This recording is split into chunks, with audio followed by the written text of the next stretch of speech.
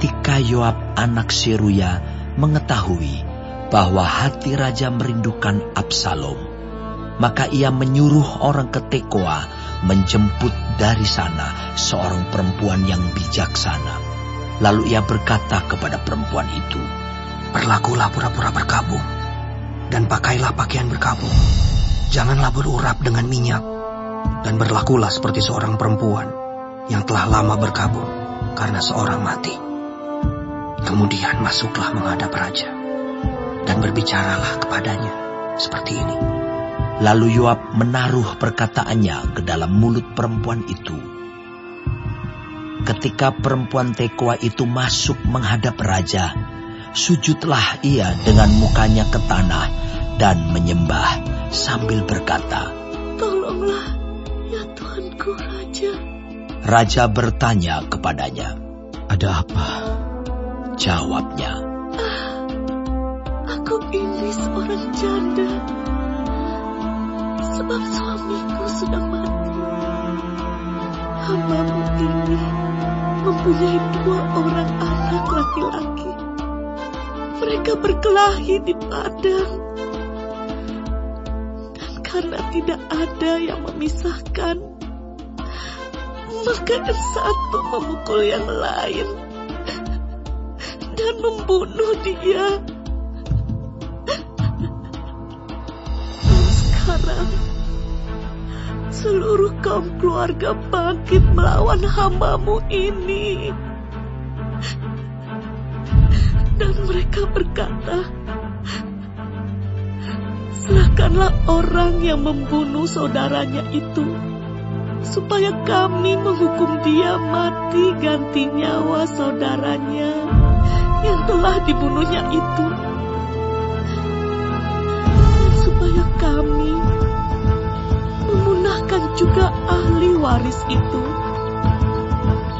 Mereka hendak memunahkan keturunanku yang masih tersisa itu dengan tidak meninggalkan nama atau keturunan bagi suamiku di muka bumi." Lalu berbicaralah raja kepada perempuan itu, "Pulanglah ke rumahmu. Mengenai engkau akan kuberi perintah." Perempuan Tekoa itu berkata kepada raja, "Aku dan keluargaku akan menanggung kesalahan itu, ya Tuanku Raja. Tetapi raja dan tahtanya tak bersalah." Lalu berkatalah raja, "Jika ada orang yang mengatakan apa-apa lagi terhadap engkau, bawalah orang itu menghadap aku, maka ia tidak akan mengusik engkau lagi." Kata perempuan itu, Kiranya raja ingat kepada Tuhan Allahmu, supaya si penuntut tebusan darah jangan terlalu banyak menimbulkan kemusnahan, dan supaya mereka jangan menggunakan anakku itu." Lalu berkatalah raja, "Demi Tuhan yang hidup, sehelai rambut pun dari kepala anakmu itu tak akan jatuh ke bumi." Kemudian berkatalah perempuan itu, "Izinkanlah hambamu ini berkata sepatah kata lagi kepada Tuanku Raja." Jawabnya, "Katakanlah." berkatalah perempuan itu, "Mengapa raja merancang hal yang demikian terhadap umat Allah? Oleh karena Tuanku mengucapkan perkataan ini, maka Tuanku sendirilah yang bersalah dengan tidak mengizinkan pulang orang yang telah dibuangnya. Sebab kita pasti mati. Kita seperti air yang tercurah ke bumi yang tidak terkumpulkan.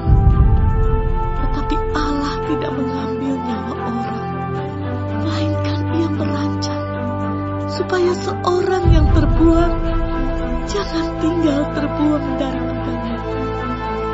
Maka sekarang aku datang mengatakan perkataan ini kepada Tuanku Raja, karena orang banyak itu telah menakut-nakuti aku. Sebab itu berpikir hambamu ini, baiklah aku berbicara dahulu dengan raja. Mungkin raja mengabulkan permohonan hambanya ini. Sebab raja akan mendengarkan aku dan akan melepaskan hambanya ini dari tangan orang yang hendak memunahkan aku dan anakku bersama-sama dari milik pusaka Allah. Juga hambamu ini berpikir, perkataan Tuanku Raja tentulah akan menenangkan hati, sebab seperti malaikat Allah, demikianlah Tuanku Raja yang dapat membeda-bedakan apa yang baik dan jahat. Dan Tuhan Allahmu kiranya menyertai Tuanku. Lalu raja menjawab, katanya kepada perempuan itu, baiklah, jangan sembunyikan kepadaku apa yang hendak kutanyakan kepadamu.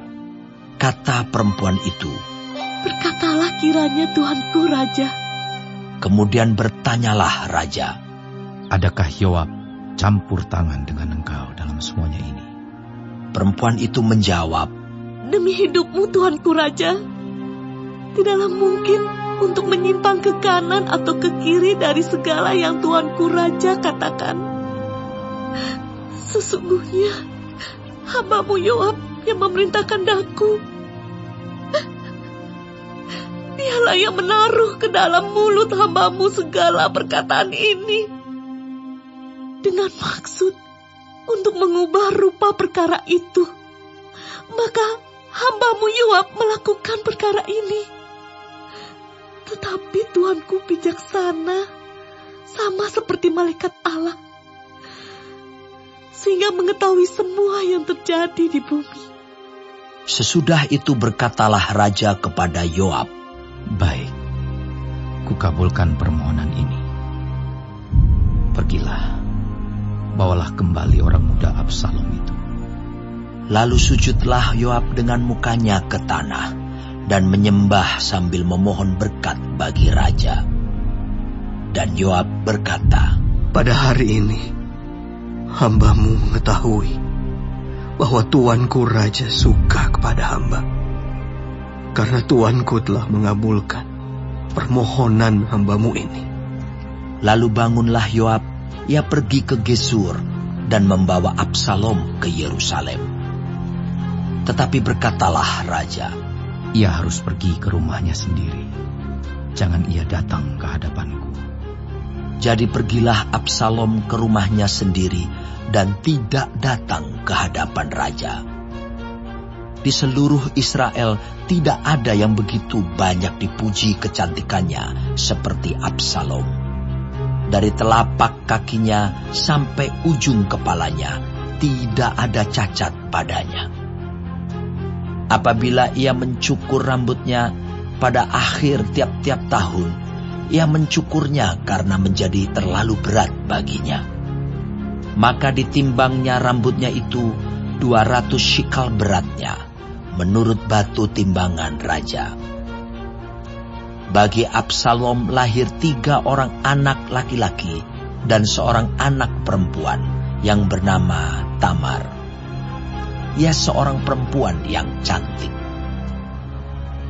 Setelah Absalom diam di Yerusalem genap 2 tahun lamanya, dengan tidak datang ke hadapan raja, maka Absalom menyuruh memanggil Yoab untuk diutus kepada raja.